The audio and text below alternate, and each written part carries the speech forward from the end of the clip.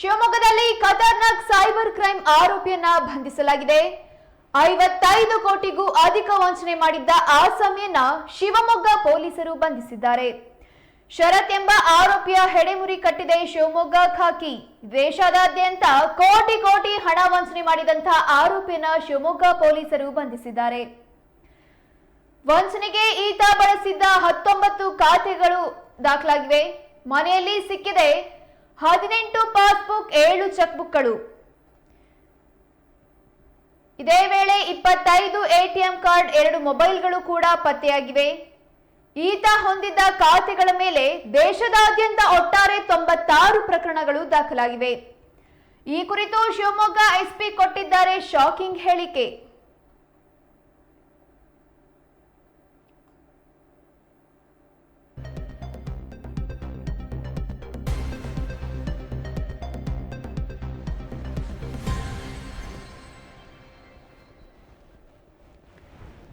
Commission ಕೊಡಿಸುವುದಾಗಿ ನಂಬಿಸಿ Aadhaar card link ಮಾಡಿದ ಮೊಬೈಲ್ 15 ದಿನ ಕೊಡು ಎಂದು ವಂಚಿಸಿ ಟೀ ಸ್ಟಾಲ್ ನಡೆಸುತ್ತಿದ್ದ ಯುವಕನ ಅಕೌಂಟ್ನಿಂದ ಲಕ್ಷಾಂತರ ರೂಪಾಯಿ ಹಣ ವರ್ಗಾಯಿಸಿದ ಆರೋಪದಡಿ ಓರ್ವ ಖತರ್ನಾಕ್ ಆರೋಪಿಯನ್ನ ಸಿಎನ್ ಪೊಲೀಸರು ಬಂಧಿಸಿದ್ದಾರೆ.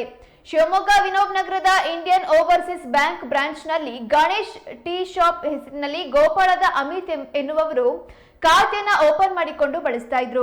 ಈ ಖಾತೆಯನ್ನ ಸ್ನೇಹಿತನಾದ ಶರತ್ ಅಲಿಯಸ್ ಗುಂಡ ಎಂಬಾತನು ಅಮಿತ್ರಿಂದ ಪಾಸ್ಬುಕ್, ಎಟಿಎಂ ಕಾರ್ಡ್ ಮತ್ತು ಬ್ಯಾಂಕ್ ಖಾತೆಗೆ ಲಿಂಕ್ ಮಾಡಿಸಿರೋ ಮೊಬೈಲ್ ಅನ್ನ ನನಗೆ ಕೊಡು, ನಿನಗೆ 15 ದಿನಗಳಿಗೊಮ್ಮೆ ಕಮಿಷನ್ ಕೊಡುತ್ತೇನೆ ಎಂದು ನಂಬಿಸಿ ಖಾತೆಯನ್ನ ಪಡೆದುಕೊಂಡು ಲಕ್ಷಾಂತರ ರೂಪಾಯಿ ಹಣವನ್ನ ವರ್ಗಾವಣೆ ಮಾಡಿಕೊಂಡಿದ್ದ.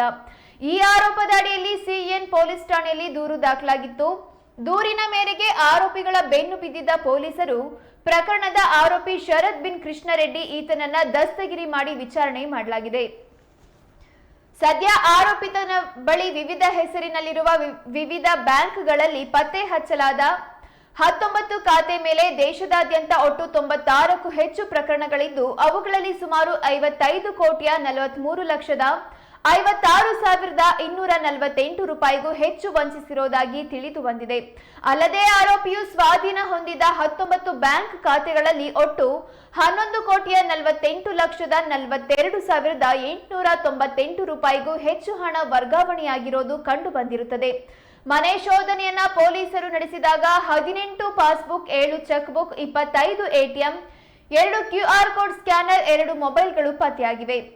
ಸದ್ಯ ಒಂದು ಸಣ್ಣ ಪ್ರಕರಣದಿಂದ ಆರೋಪಿಯ ದೊಡ್ಡ ಮುಖವಾಡ ಬಯಲಾಗಿದ್ದು, ಇದು ಸಾರ್ವಜನಿಕರನ್ನ ಬೆಚ್ಚಿ ಬೀಳಿಸುವಂತಿದೆ.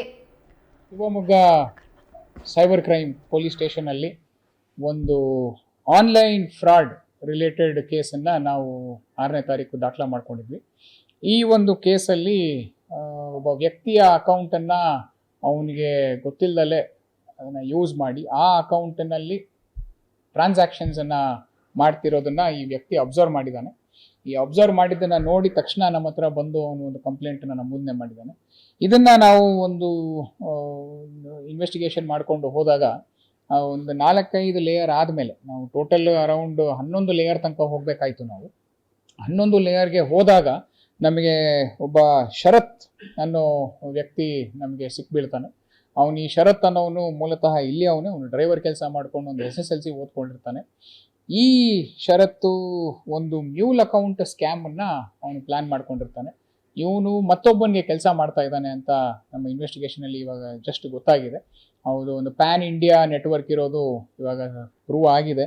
ಇವನ ಹತ್ರ 19 ಮ್ಯೂಲ್ ಅಕೌಂಟ್. ಈ ಮ್ಯೂಲ್ ಅಕೌಂಟ್ ಏನು ಅಂದರೆ, ಯಾರೋ ಒಬ್ಬರು ವ್ಯಕ್ತಿಗೆ ತಿಳಿದಲೆ ಅಥವಾ ತಿಳಿದಿದ್ದು, ಅದು ತಿಳಿದಲೇನೂ ಆಗ್ಬೋದು ಅಥವಾ ಅವನಿಗೆ ಗೊತ್ತಿದ್ದಂಗೂ ಆಗ್ಬೋದು, ಆ ಅಕೌಂಟ್ ಡೀಟೇಲ್ಸನ್ನು ಒಬ್ಬ ವ್ಯಕ್ತಿಗೆ ಕೊಡ್ತಾರೆ.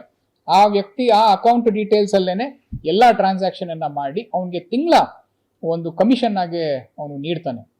ಸೊ ಈ ಒಂದು ಸ್ಕ್ಯಾಮ್ ಅಲ್ಲಿ ಇವನು 19 ಅಕೌಂಟ್ಸನ್ನ ಅವನು ಬಾಡಿಗೆಗೆ ತಗೊಂಡಿದ್ದ. ಬಾಡಿಗೆಗೆ ತಗೊಂಡಿದ್ದು ಕೆಲವರಿಗೆ ಅವನು ಕಾಸು ಕೊಡ್ತಾ ಇದ್ದ, ಕೆಲವರಿಗೆ ಅವನು ಕಾಸು ಕೊಡ್ತಾ ಇರಲಿಲ್ಲ. ಈ 19 ಅಕೌಂಟಲ್ಲಿ ಸುಮಾರು 55 crores 55 ಕೋಟಿ ವರ್ತು ಒಂದು ಟ್ರಾನ್ಸಾಕ್ಷನ್ಸನ್ನು ಅವನು ಮಾಡಿದ್ದಾನೆ ಒಂದು ಲಾಸ್ಟ್ 6 months-ಇಂದ. ಈ ಅಕೌಂಟ್ಸ್ಗೆ ಏನು ಮಾಡ್ತಾನೆ, ಎಲ್ಲಿ ನಮ್ಮ ಸೈಬರ್ ಫ್ರಾಡ್ ಆಗುತ್ತೆ ಆ ಫ್ರಾಡ್ ಅಮೌಂಟ್ ಬಂದು ಈ ಅಕೌಂಟ್ಗೆ ಬೀಳುತ್ತೆ. ಈ ಅಕೌಂಟಿಂದ ಮತ್ತೆ ಅವನು ಬೇರೆ ಅಕೌಂಟ್ಗೆ ಅದನ್ನು ಟ್ರಾನ್ಸ್ಫರ್ ಮಾಡಿಕೊಂಡು ಅಲ್ಲಿಂದ ಅವನು ಚೆಕ್ ಮುಖಾಂತರ ಅಥವಾ ನಮ್ಮ ಡೆಬಿಟ್ ಕಾರ್ಡ್ ಮುಖಾಂತರ ಮತ್ತು ATM ವಿಡ್ರಾಲ್ ಮುಖಾಂತರ ಅವನು ಕಾಸನ್ನು ವಾಪಸ್ ತಗೊತಾ ಇದ್ದ. ಈ ಒಂದು ಪ್ಲ್ಯಾನಲ್ಲಿ ನಮಗೆ ಈ ಅವನ್ನ ಸರ್ಚ್ ಮಾಡಿದಾಗ ಸಿಕ್ಕಿದ್ದು ಸುಮಾರು 18 ಪಾಸ್ಬುಕ್ ಸಿಕ್ತು, 7 ಚೆಕ್ ಬುಕ್ ಸಿಕ್ತು, 25 ATM ಕಾರ್ಡ್ಗಳು ಸಿಕ್ತು, ಮತ್ತೆ 2 QR ಕೋಡ್ ಸ್ಕ್ಯಾನರು, ಆಮೇಲೆ 2 ಮೊಬೈಲ್. ಇಷ್ಟು ಅವನ ಕಡೆಯಿಂದ ನಾವು ಜಪ್ತಿ ಮಾಡ್ಕೊಂಡಿದ್ದೀವಿ. ಇವನು ಈ ಟೋಟಲ್ 96 ಅಕೌಂಟ್ಸ್, ಈ 96 ಅಕೌಂಟ್ಸು ಮತ್ತು ನಮ್ಮ ಎಂಟೈರ್ ಇಂಡಿಯಾದಲ್ಲಿ 96